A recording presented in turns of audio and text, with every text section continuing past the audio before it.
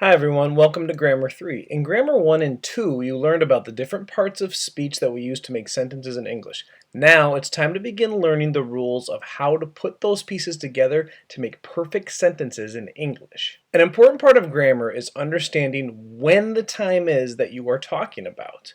If you're talking about something happening right now, you will use a different type of sentence than when you are talking about something that happened yesterday. When we talk about knowing when we are speaking, we're talking about the tense of the sentence. In this lesson, we will learn about two types of sentences that we use in the present tense.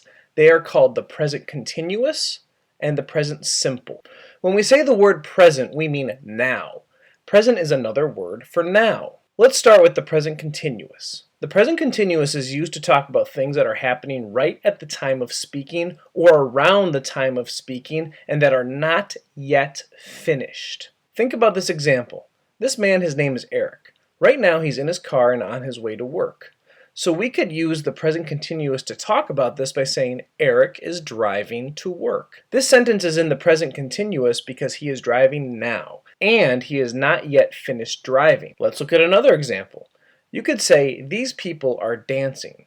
This sentence is in the present continuous also because they are dancing right now. And their dancing is not yet finished, it continues to happen. When you use the present continuous, you add the letters ing to the end of the verb. In the sentences we just said, the verbs were driving and dancing.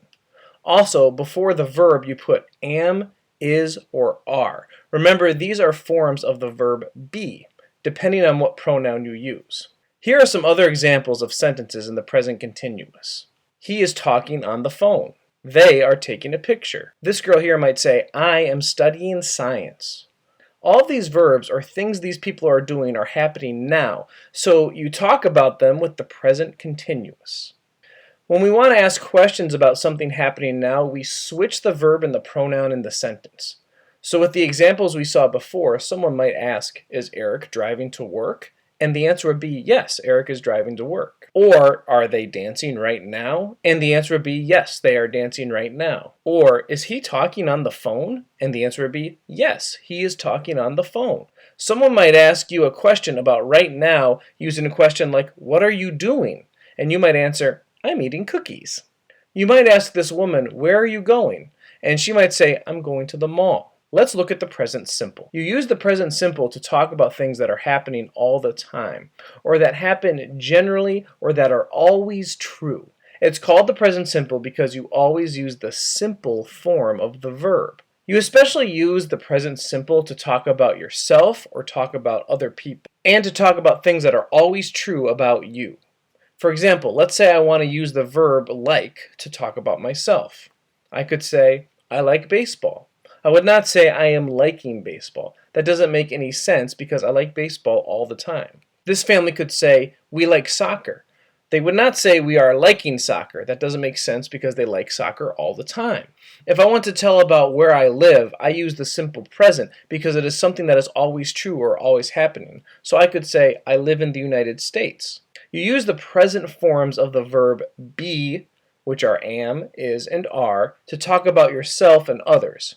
For example, this boy could say, I am a student. Or I could say about him, he is a student.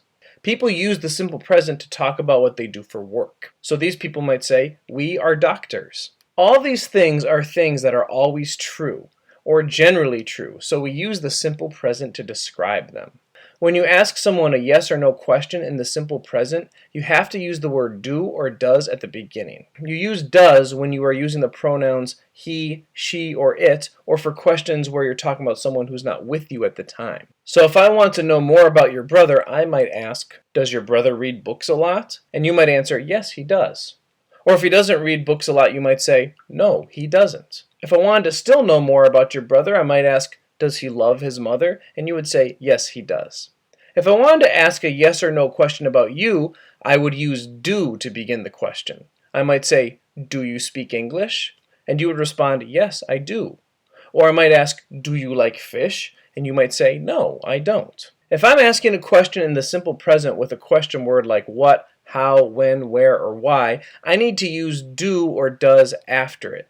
So if I want to know what you do in your free time, I would say, What do you do in your free time? I would not say what you do in your free time. If I want to know how you get to work, I would ask, how do you get to work? I would not say how you get to work. If I wanted to know why you like soccer, I would ask, why do you like soccer? An important difference between the present continuous and the present simple is how you make negative statements. Negative statements are sentences where you need to say no about something.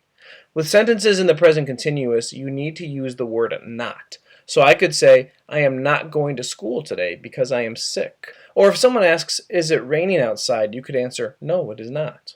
If you are using a negative statement in the present simple, you would use the word don't or doesn't. So you could say, they don't like the smell of fish. If someone asks, do they like the smell of fish? You could answer, no, they don't. If you're using the pronouns he, she, or it, you use doesn't. So you might ask, does he like music? And you could answer, no, he doesn't. Don't and doesn't are shorter ways of saying do not and does not.